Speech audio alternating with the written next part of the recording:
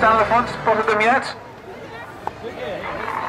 Well, here they are, ladies and gentlemen, the 2009 Red Arrows.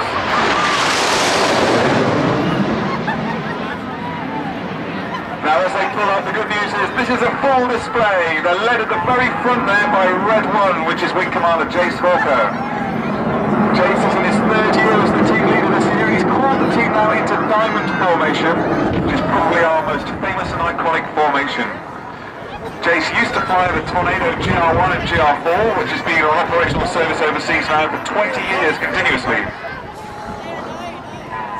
Jace used to be on the Red Arrows between 2000 and 2002, and he's also been the solo display pilot in the Tucano training aircraft. He likes to do a bit of kite surfing and windsurfing, and he likes to play the piano too. It's a difficult formation for those outside guys to fly, because when the leader rolls, they not only have to roll with him to match his angle of bank, they've got to climb or descend quite a long way and make big power changes. Now, being a very patriotic bunch in the Red Arrows, we like to put the red, white and blue on, so here we are in the Phoenix Bend.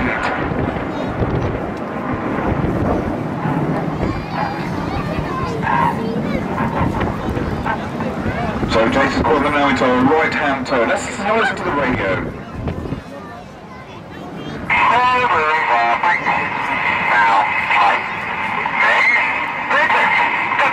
So Jace calls them now into Big Vixen formation. If you take a look to the right of the leader, you can see Red 2, Flight Lieutenant Zane Sennett. Now he's being watched today by his mother, Sue, who's in the audience, all the way from Australia, with David. So Zane says hello to you. 3, RAF Lucas. But right now he's in Diamond 9 as they turn 4G across the front.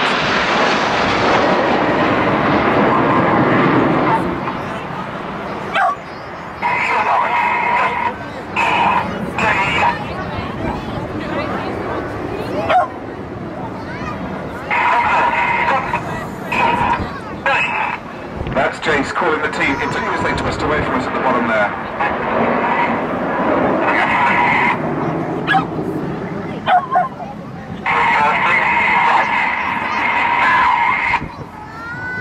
So in these commands that you can hear Jace giving to the pilots, you'll probably notice that he's emphasising certain syllables of those instructions. There's a good reason for that. In these big formations of 9 aircraft, if all the aircraft don't start manoeuvring at exactly the same time as the leader, there'd be real lag in the formation, and it would look saggy to us from the ground, and I believe saggy is the technical term. So that's why Jace emphasises the syllable of his command at exactly the same time as he starts to put his control inputs in. That way all the other pilots can anticipate their control inputs and all the aircraft start manoeuvring at exactly the same time. And that's how they maintain the shapes.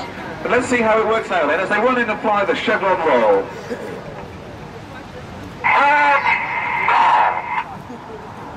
So on the word roll there, Jace starts his manoeuvre and all the other pilots manoeuvre at exactly the same time as he says the word roll.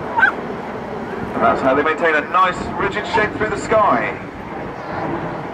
They've got to get it just right as they're only a few feet apart in that manoeuvre.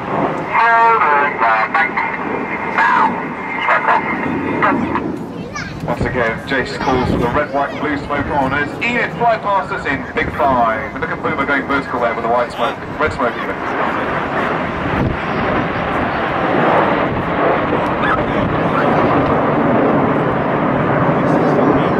So I'll tell you a little bit more about Red 9, Boomer. That was the guy who flew underneath the main formation there.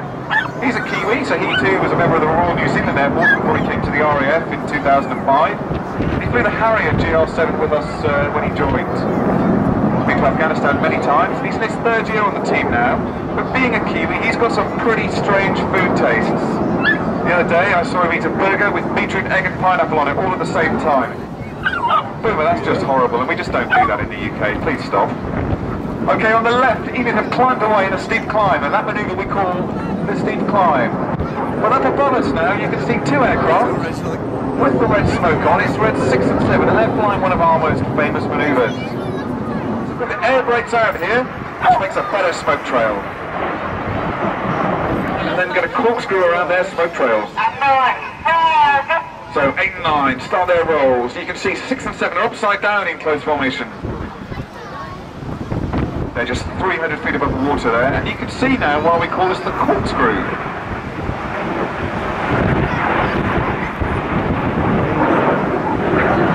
Anybody who's impressed by close formation So Jay's calls for the white smoke to go on. And I can tell you that there are 100 people on the Red Arrows.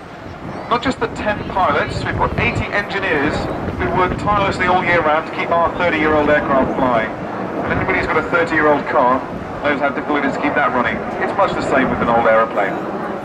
We've also got a busy PR and admin team who always get us to the right place at the right time.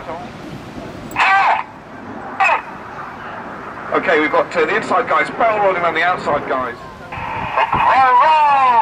They then get synchro rolling and they all line up in front of us to cross right in front of our eyes. Keep your cameras at the ready.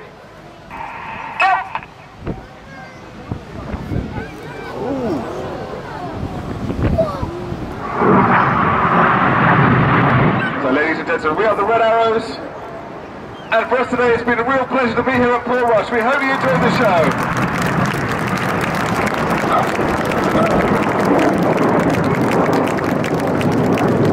Ladies and gentlemen, the Royal Air Force Aerobatic Team, the Red Arrows.